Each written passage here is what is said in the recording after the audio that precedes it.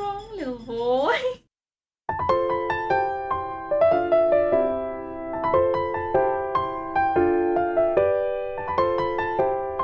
Hai, nama aku Ami Teresia and welcome back to my booktube channel.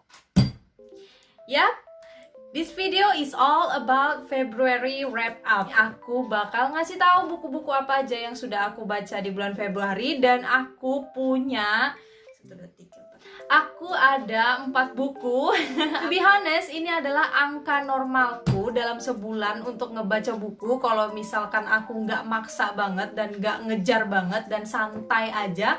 Kalau aku misalkan santai aja, aku sebenarnya nyelesaikan cuma 4 atau 5 buku gitu. Karena Februari ini aku nggak terlalu ngejar apapun. Aku juga nggak terlalu ngejar series yang benar-benar pengen aku baca. I wanna take it slow, I wanna take it really nice and pace myself. Dan ya, akhirnya aku berhasil ngebaca 4 buku. Lumayan ya. So sit back and relax and watch me talk about my February wrap up. Dan jangan lupa siapkan snack juga. Aku nggak ada snack. Dan buku pertama adalah Blue, Painful and Brittle dari Sumino Yoru. Ini adalah buku yang aku dapat dari penerbit Haru. Aku pernah bikin unboxingnya tahun lalu kalau nggak salah, dan aku baru ngebaca buku ini Februari kemarin. Lama juga ya. Aku baru nyentuh buku ini Februari kemarin, dan aku nyelesaikan ini mungkin sekitar 3 hari atau 4 hari atau 5 hari gitu, karena ya aku santai aja sih ngebacanya. Dan ini juga bukan tipe buku yang banget menegangkan dan juga banget bikin gemes cerita cintanya. Ini menurutku buku yang santai banget, yang enak banget kalau kalian pengen sekedar ngebaca buat nge-refresh pikiran, atau sekedar ngebaca untuk duduk-duduk sambil minum teh, sambil makan kue, bla bla bla dan sebagainya. Ini buku yang cocok untuk kalian banget. Dan walaupun ini buku cerita romance atau cerita tentang kehidupan gitu, tapi ini nggak terlalu berat dan nggak terlalu bikin gemes, tapi nggak bikin ngebosenin gitu. Jadi ya menurutku cocok banget lah untuk kalian yang pengen pace yourself tapi nggak pengen yang cerita cinta yang terlalu renyah gitu. So, buku ini mengisahkan tentang seorang laki-laki yang berteman dengan seorang perempuan yang bernama Akiyoshi, dan ketika mereka berteman, mereka itu menciptakan sebuah klub di kampus mereka, dan klubnya itu kalau nggak salah bernama Moai. Itu adalah klub di mana orang-orang di dalam klub itu orang-orang yang penuh dengan idealisme, dan mereka bisa wow. Seiring dengan berjalannya waktu, klub Moai itu sudah tidak dipenuhi dengan orang-orang idealis lagi. Jadi banyak yang menurut si cowok ini agak sedikit melenceng dari tujuan dibangunnya Moai ini. Itulah kenapa si laki-laki ini bertujuan untuk menghancurkan Moai yang sekarang. Look at this dog. Look at this dog. He's been crying out the corner. Dia dari tadi nangis-nangis di ujung sana, minta keluar ya. Minta mainnya. Menurut aku ya, banyak yang bisa kalian pelajari dari buku ini. Maksudku kalian bisa mengetahui pengalaman-pengalaman atau cerita-cerita tentang mahasiswa yang ada di Jepang, dan juga tentang budaya-budaya mahasiswa yang ada di Jepang. So ya, aku ngerekomendasikan kalian buku ini kalau kalian suka cerita cinta Jepang yang gak terlalu monoton banget, dan kalian pengen mengetahui tentang kebudayaan Jepang. Banyak banget yang bisa kalian pelajari dari buku ini. Dan aku itu aku bahkan gak pernah baca buku dari Sumino Yoru, tapi katanya Sumino Yoru ini bagus banget dalam menciptakan cerita cinta yang beda dari biasanya. Jadi ya aku nggak kecewa sih waktu ngebaca buku ini, karena memang cerita cintanya tuh aneh. Nggak beda lah pokoknya dari biasanya. Unyu. Aku ngerekomendasikan kalian buku ini kalau kalian suka cerita Jepang dan kalian suka cerita cinta Jepang dengan kehidupan, dibumbui kehidupan anak-anak mahasiswa dan lain sebagainya. This is the best book for you and I really recommend it. Dan buku kedua ini adalah sebenarnya buku reread. Aku ngebaca ulang buku ini karena aku sudah pernah ngebaca buku ini tahun lalu, dan aku nge-reread lagi karena aku enjoy banget dengan ceritanya. Walaupun ini adalah cerita misteri dan kita sudah tahu tentang misteri, dan ngapain baca ulang gitu-gitu. Jeng jeng. The Husband's Secret dari Liane Moriarty. Ini adalah buku versi terjemahannya dari Gramedia, dan aku tuh suka banget buku dari Liane Moriarty. Dan yang aku suka dari Liane Moriarty ini adalah setiap dia ngebuat cerita, selama aku ngebaca bukunya ini selalu berlatar belakang di Australia. Dan menurutku itu yang membuatku Oke, aku senang sih karena si Liane Moriarty ini senang banget mendeskripsikan, menggambarkan di dalam tulisannya bagaimana suasana, bagaimana pemandangan yang ada di Australia, pantai-pantainya dan lain sebagainya. Belum lagi kebudayaan mereka yang sedikit dimasukkan juga di dalam bukunya.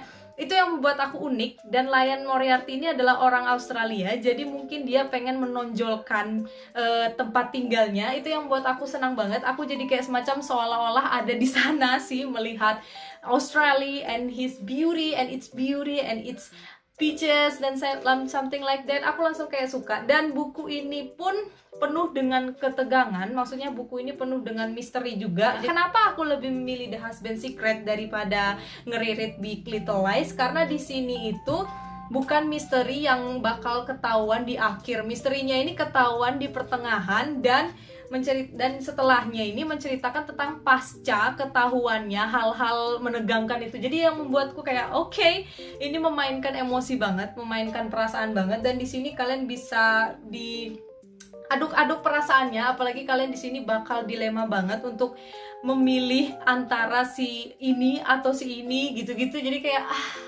keren banget lah, ceritakan tentang seorang istri yang akhirnya menemukan rahasia tergelap dari suaminya, dan rahasia tergelapnya itu membuatnya trauma banget, membuat dia shock banget sehingga mengubah kehidupan keluarganya. Dan di sini itu mengambil sudut pandang dari orang-orang yang lain. Aku pertamanya waktu ngebaca buku ini kayak nggak penting banget sudut pandang lain, tapi ternyata pas sudah nyampe di tengah itu bakal nyambung jadi satu semuanya. Jadi kayak keren banget. Ini khas Liane Moriarty banget, and that's why I really enjoy this book. And kalau kalian suka buku misteri ala-ala Big Little Lies, misteri ala-ala ibu rumah tangga dengan kehidupannya, dengan anak-anaknya gitu-gitu, dengan drama-drama rumah tangga dengan suami, dengan istri, kalian cocok banget untuk ngebaca buku ini. Dan ini adalah buku dewasa, so ya, kalau kalian mau ngebaca ini, aku sarankan kalian berumur 19 tahun ke atas, and I really recommend this. Buku ketiga adalah This is my favorite book. Ini adalah buku favoritku di bulan Februari kemarin, Obsidian and Star dari Julie S. Bauk. Ini adalah buku kedua dari series duologinya Ivory and Bone. Aku punya Ivory and Bone di sini. Nah, ini adalah buku pertamanya dan ini adalah buku keduanya. Ini adalah buku duologi dari Julie S. Bauk. Tahu gak, aku pengen cerita sedikit. Aku ngedapat buku ini langsung dari Julie S. Bauknya langsung. Jadi waktu itu aku sering banget ngeceritain, aku sering banget blabbering in my social media about Ivory and Bone. Dan aku pernah ngepost tentang Ivory and Bone dan aku nge-tag langsung Julie S. Bauknya, dan tiba-tiba dia langsung nge-DM aku dan dia berterima kasih udah ngebaca bukunya, bla bla bla dan sebagainya, and we got close and she's so nice. And that's why beberapa waktu kemudian di Januari, kalau nggak salah di Januari, dia langsung nge-offering me untuk mengirimkan Obsidian and Star bersama dengan bookplate-nya dengan tanda tangan di dalamnya. Aku senang banget, aku langsung kayak I can't hold my excitement. Dan makanya buku ini tuh aku dapatkan gratis langsung dari Julie S. Bauknya, dan aku bakal ngasih tahu kalian di sini ini adalah signed copy langsung dari Julie S. Bauk, and it got my name in it, dan ada namaku. Oh my god, dan aku excited banget. Dan Julie juga ngasih bookplate-nya, ada beberapa bookplate-nya juga dengan tanda tangan juga. Ini adalah salah satu bookmark yang dia kasih juga, dan itulah yang membuat aku senang banget ngebaca buku ini. Dan Dan aku bersyukur banget, makanya langsung saat itu juga waktu nyampe sekitar Februari, sebulan gitu, aku langsung ngebaca bukunya dan aku langsung excited. Dan I don't want to make any unboxing videos because I'm too excited and it's just a one precious book and I really happy. Jadi buku ini itu mengambil latar belakang pada zaman bisa dibilang pada zaman batu gitu ya, pada zaman manusia goa gitu manusia goa, Ice Age, pada zaman Ice Age, dimana orang-orang itu harus berburu untuk mendapatkan makanan. Dan itu berlatar belakang pada zaman itu, dimana masih ada mamut, dimana masih ada harimau bertaring dan lain sebagainya. Dan ini menceritakan tentang suku, ada pertengkaran antara sesama suku, dan juga cerita cinta di balik pertengkaran itu, bla bla dan sebagainya. Dan juga mengisahkan tentang keluarga yang berseteru, bla bla dan sebagainya. Jadi, dan aku suka plot-plot yang unik kayak gitu, makanya aku enjoy banget ngebaca Ivory and Bone ini. Padahal aku tuh sudah santai banget ngebaca buku ini, tapi aku ngerasa buku ini cepat banget habisnya. Mungkin aku sekitar 2 hari menyelesaikan buku ini, karena walaupun aku tuh santai banget dalam menyelesaikan buku ini, aku kayak ya udah, kalau sudah selesai udah, terus lain sebagainya. Tapi ketika aku udah menyelesaikannya itu, aku langsung kayak hampa, oh ternyata udah selesai. Makanya aku langsung kayak Dan ya, aku berterima kasih banget kepada Julie S. Bauk sudah nge-provide aku buku ini, sudah ngasih aku buku ini dengan bookplate-nya, dengan tanda tangannya. I love her so much. Dan ya, this is my second book and my favorite one. And the last one is Jeng Jeng Cross Her Heart dari Sarah Pinborough. Kalau kalian ngikutin channel aku, mungkin dari kalian sudah tahu kalau ini adalah buku yang aku pakai untuk reading vlogku. Kalian bisa lihat di sini, ini adalah reading vlogku dalam ngebaca buku ini. Dan mungkin kalian sudah tahu cerita tentang di dalam dan apa-apa yang sudah kuceritakan di reading vlogku itu. Dan ini adalah buku yang aku dapat waktu sale di BBW waktu kemarin nih, bulan lalu ya kalau nggak salah. Dan aku ceritakan sedikit lagi tentang buku ini. Buku ini mengisahkan tentang seorang ibu yang mempunyai anak tunggal, dan kehidupan mereka berubah karena ternyata seorang ibu ini dulunya adalah seorang pembunuh. Ya itu aja yang bisa aku ceritakan. Untuk selebihnya kalian bisa langsung tonton di reading vlogku ini.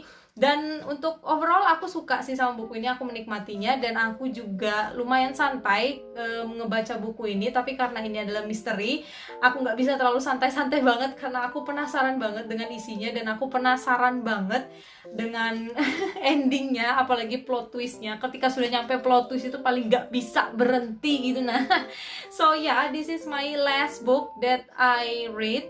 Ini adalah buku terakhir di February wrap upku, dan aku suka, enjoy, dan ya Ceceng. And that's all. Ini adalah buku yang sudah aku baca di bulan Februari. Ada 4 buku, dan aku menikmati banget di bulan Februari ini karena aku mendapatkan buku Obsidian and Star, dan aku bisa tenang dalam ngebaca buku. Karena waktu tahun lalu, aku ingat banget waktu tahun lalu itu aku tipe orang yang ngejar buku banget. Aku ngejar target banget untuk ngebaca, pokoknya aku harus baca buku segini dalam bulan ini. Itu yang aku walaupun enjoy juga dalam hal seperti itu, membuat aku untuk ngepam, untuk rajin ngebaca, tapi aku langsung kayak kurang menikmati cerita yang ada dalam, sehingga aku kurang mendalami isinya.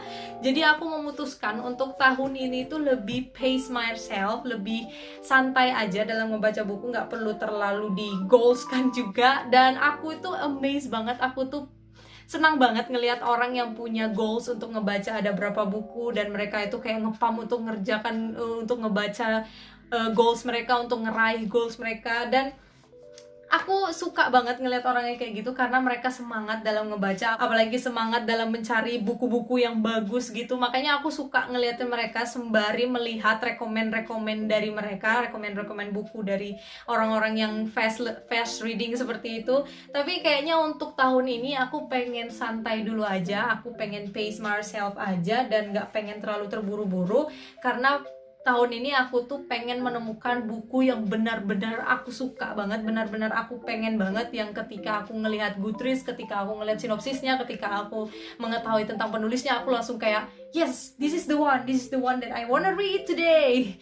Ya, yang kayak gitulah. Makanya aku kayak pace myself, santai aja, dan jangan terlalu terburu-buru. Lagian juga kalau terlalu terburu-buru, terlalu cepat buku habis, terlalu banyak yang dibeli. I'm broke. Anyway, itu adalah February wrap upku. Ada 4 buku ini, dan terima kasih udah menonton video ini. Dan kalian bisa mungkin menceritakan kepada aku buku-buku apa aja yang sudah kalian baca di Februari, dan mungkin aku bisa mendapatkan rekomendasi dari Februari wrap up kalian. Anyway, thank you so much for watching, dan jangan lupa kalian lihat karyaku di sini. Dan jangan lupa kalian subscribe channel ini, dan like, dan share juga ke sosial media kalian. So yeah, we'll see you soon. Bye bye. Bye bye.